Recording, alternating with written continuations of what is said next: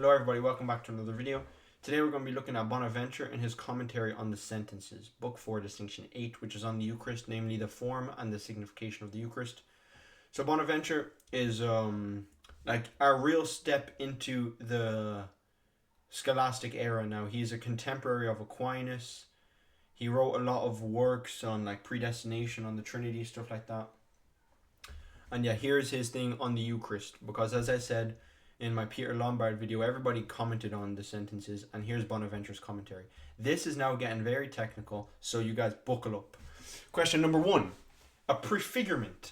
Objections. It is necessary that the sacrament be a prefigurement, and nature cannot change suddenly. Contrary, he says, nature is not of change, neither is a sign of a sign. The sacrament is a sign and a figure, therefore it ought not to be pre-signed and prefigured.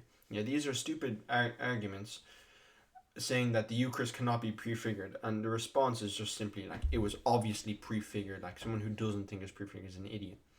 And to the objections, he says, this sign has truth connected to it, and then it is possible. The Eucharist is the high sacrament. So this, like, I don't even know why I added this, because it's everybody agrees that it's prefigured. And another stupid one. Objections, they gave manna to Abraham and not to God, so it's not a prefigurement. And then he responds saying they are a fitting category, so shush. And to the objections, he just debunks to the objections. Yeah, everybody believes Eucharist prefigured. Anyway, article number 2, institution. Yeah, question number 1, the institution. Objections. It seems like from the beginning it was instituted. It is Christ's body, and Christ's body was there since the beginning. Penance is, and then this is another objection, penance is also for mortal sins, Eucharist for venial sins. Penance was from the beginning, so then Eucharist should be from the beginning, etc. To the contrary, this sacrament is the maximum of grace, so it is only befitting for it to be instituted at the time of the law of grace, the time of grace. Also, Christ's body is of the Virgin. I respond, time of the law of grace again. So, because it is the time of the law of grace, and the Eucharist is maximum of grace, then it is fitting for the Eucharist to be instituted only in the law of grace, not in the time of the law, or law of works. And to the objections, wrong. He said the Eucharist is penance also for venial and mortal sins. Okay, question number 2. Was the Eucharist instituted before the Passion? Objection. If the Eucharist is love, and Christ loved before the Passion, then the Eucharist was instituted before the Passion. To the contrary, this sacrament is actually after baptism, and baptism is instituted in Matthew 29 verse 19. So, if it comes after the Passion, Christ is sacramentally contained in this sacrament. He was with them bodily, we are with him sacramentally. He responds, this sacrament, only insofar as it is visible, contains the true body of Christ. It was appropriate that this sacrament was instituted at the Last Supper. So again, I don't know anyone who's disagreeing that the sacrament was actually instituted at the Last Supper. But yeah, he ventures to explain it anyway. Question number 3. Whether the Lord celebrated the Eucharist before he spoke the word. The form, that is, the word. This is my body, that's the word. He blessed and consecrated before speaking the word. He first broke, then spoke. So he's saying he first broke, then spoke. So yes, he did celebrate before. That's the objection. To the contrary, if he did not accomplish it in these words, then the words were just significative and had neither power nor efficacy. And he responds, first option is that the Lord first celebrated it before he instituted the word, just as he was first baptized before he instituted the form of baptism.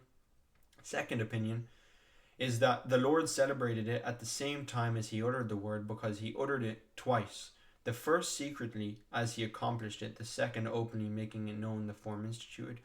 And the third opinion is that the Lord accomplished it and instituted the word at the same time. This opinion seems the most fitting. So he says he actually celebrated it, accomplished it, and instituted it at the exact same time, which is at the Last Supper. Part number 2, the form and signification of the Eucharist. Article number 1, the form. Guys, get ready for this. Question number 1. Is the form true in the first syllable? Question mark. So this is my body, yeah? Is it true? Is the sentence true when you begin and you say my? Is saying my, this, or this is my body, is that true? When is that true? Okay. Objections. Since this is not a pronoun, it is demonstrative. If it was the true body of Christ, it would mean my body is my body, but it seems like the bread is my body. This is taken for bread. Questions about the predicate of my body, which seems better to say flesh. What precisely is the form? Why does it rest in a word? So, the objection is a very smart objection that not many people would have thought of. We're talking about transubstantiation right now. This is my body. He's saying, when is this true? Because what does this refer to? If the bread is not actually bread, but it's the body of Christ, then saying this would say, basically, my body is my body. Because if it is actually his body, then saying this is my body would say that my body is my body. But he says, it actually seems like he's saying, this refers to bread and not my body. So he says, this is my body being bread. But here's where it gets a little bit more technical. Because since the substance of bread changes into the substance of Christ's body, this refers to substance mainly. Because you can't say this refers to species or accidents, yeah? Because that's like saying this color is a horse. You don't refer to something accidental and then make it identical with something substantial. So you don't say this height is my body. Yeah, this color is my body. You say this something is my body. Yeah, so he had to have been referring to something. And if he was referring to bread, saying this bread, this substance of bread is my body, well, the objection says that's false. Because there's no point in time where the substance is existing at the same time as the substance of the body.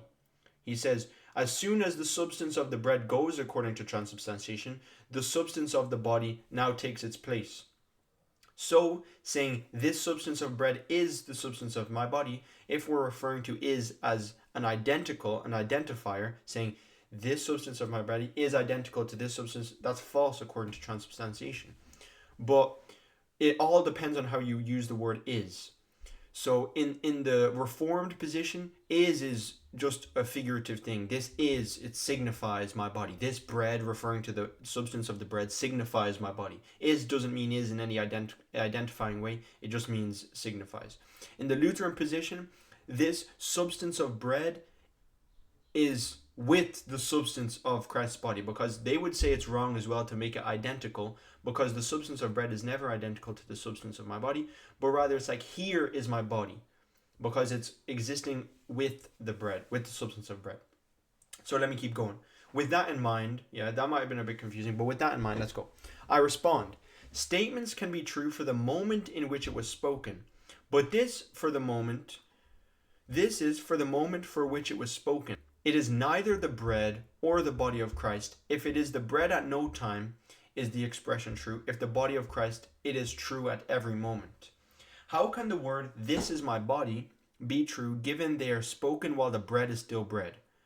And so he rejects the idea that they become true as soon as they are spoken, but thinks it is true as soon as they are uttered, not for the senses, but for the intellect.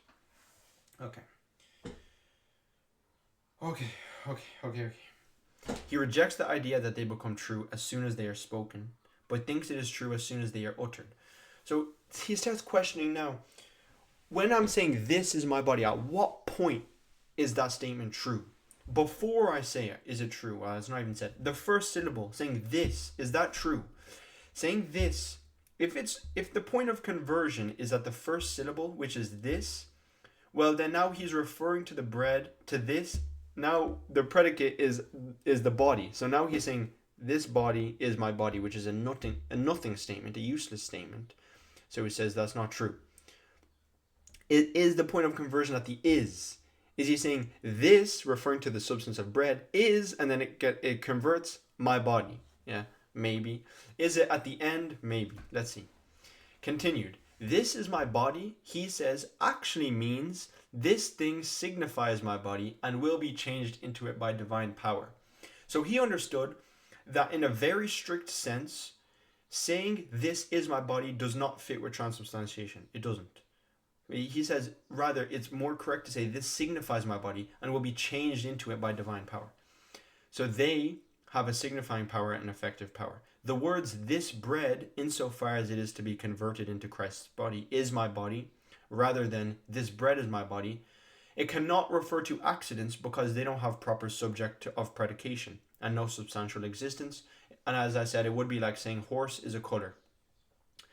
So literally saying "this bread is identical to my body" is false according to transubstantiation, because this bread, as we've seen in Peter Lombard, refers to the species of bread. And you cannot predicate species, you cannot be a species can't be a proper subject of predication because they don't have any substantial existence. Accidents only exist accidentally according to a substance. Four other expressions indicate a truth or something existing, but this expression accomplishes the very thing it represents. And he says, it is an effectual word, a verbatim operativum. Oh, that's probably butchered that. Not successively, but instantly. Okay, now he's saying the conversion is not successive. It's not like this, and then the conversion starts happening, and it starts happening, my body, and then boom, it's finished. He says it's instantaneous. And now we need to figure out when does the conversion take place in the form then? When? In the words of institution, when does it take place? Does it take place at the beginning, at the end, in the middle? And he says, why not say becomes instead of is? Because Christ's body already exists. Becomes actually implies non-existence into existence. So he actually goes on through this way more in his distinction 11 or 12. But he says, like, can we say the word this becomes my body? And he said it's like misleading because becomes implies like non-existence into existence. It implies generation. Well, generation isn't necessarily non-existence into existence, but it implies like a creation, and Christ's body is already existing, so it can't be. Answer to the objections. Watch this. The statement, the bread is the body of Christ, is always false, since those are incompatible forms. If we're referring to is as an identifier, the substance of bread is never the substance of the body of Christ. It's always false. And is does not there bespeak inheritance, but rather conversion. Then, as a consequence, in this respect, an imperative verb would be more fitting. So it all goes on the word is. Look, he'll go on the next one.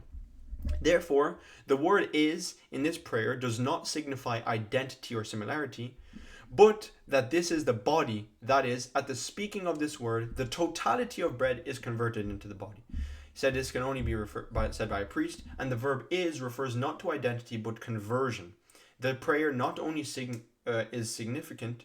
significative, but also effective. So now he's answered it. He said, it makes sense to say this is my body, because is does not refer to identity but conversion. The same way the Reformed think is refers to figurative. He says transubstantiation, we cannot refer to is as identity. For example, me saying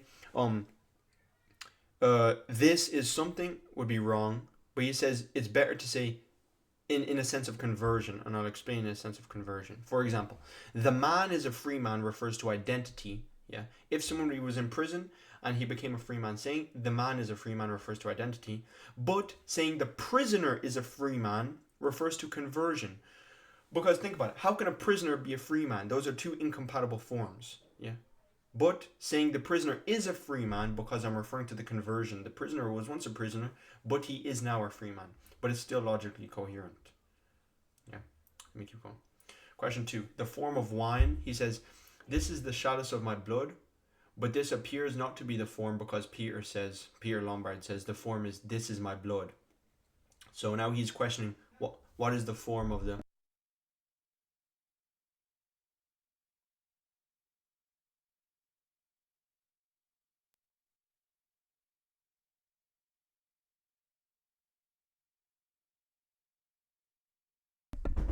Alright.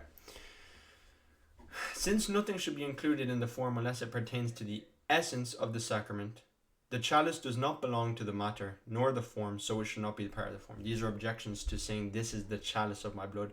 Because he says, if he's saying chalice, well, that means chalice isn't part of the integrity of the sacrament, so it's not the form. Rather, only stuff that belong to the essence of the sacrament should be included in the form. Namely, this is my blood. That's what Peter Lombard thinks. But no, Bonaventure actually thinks the chalice of my blood is a better form. Continued. I respond. The form is, this is my chalice, this is the chalice of my blood, is certainly the form and the fitting one. But whether it is compatible form, or whether what follows belongs to its integrity, is doubtful. It is nevertheless believed that this is the complete form. Hence, it is that the evangelists do not agree on the form, because perhaps they did not intend to provide the form, but they agree in the meaning they wanted to narrate, and thus it is clear that this is the form. And to the objections, cup in the gospel signifies the passion. It is better to say cup of salvation, or cup of the blood, rather than the blood alone, because cup of blood refers to drinking of blood as well, and the change refers to the contents. However, the blood is not called drink except as it is offered as drink in the cup. So if you just say, this is my blood, it doesn't really seem like you're talking about drink. But if you say cup of my blood, it obviously signifies drink. But also cup signifies pouring out and drinking, but as wine just signifies drinking. So it also signifies the passion because of the pouring out. And the unity is analogical, not absolute. The reason for such integrity is that neither does bread in itself fully refresh, nor does wine, but the two together. For in nature, full refreshment comes only from both of them together, and these two are thus disposed to signify one refreshment. Article number 2, which is the signification of the sacrament. Question number 1, what is the res and the sacramentum? As I said, res is the reality, sacramentum is the sacrament. The true body of Christ is the res of the first, sacramentum tantum, and the sacrament for the third, res tantum. And so it would first of all seem that the visible species is not the sacrament of the body. The sacrament and its res must have similitude. This doesn't. He responds, so that's the sacrament. He's saying the sacrament and the thing signified should be similar in some respect, but this doesn't. And he responds saying, Peter Lombard says, there are three things in the sacrament: the visible species, the true body, and the mystical body, which would be the church. Hugh says the first is the sign of the second, so the first being the visible species is a sign of the true body, and the third being the mystical body. So, okay, the visible species is a sign of the true body and a sign of the mystical body. The second, which is the true body, is the reality of the first, which is the species, and the sign and cause of the third. And the third, which is the mystical body, is the reality of the true body and the truth of the species. So you guys can pause and read that again. It's a cool little thing. Question number 2. I think this is the last one. Yeah. Unity of the Eucharist. Ambrose says the sacrament is simple, therefore one. And there's also an objection. There's 7 sacraments. If this one were not one, it would be more than 7.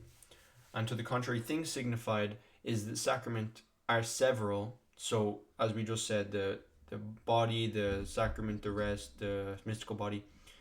But he says it is one by unity of integrity. A sacrament is essentially a sign, but the higher is made plural, so that the lower is made plural.